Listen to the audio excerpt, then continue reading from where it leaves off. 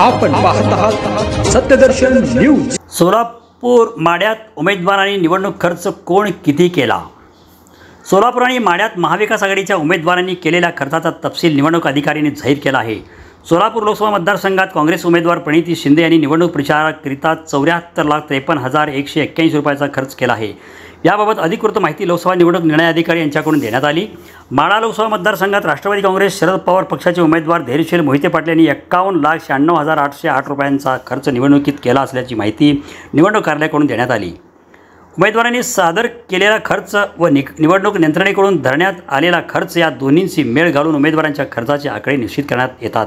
उमेदवारांनी आतापर्यंत सादर केलेला व निवडणूक आलेल्या खर्चाचा तपशील निश्चित करण्यात आता आहे।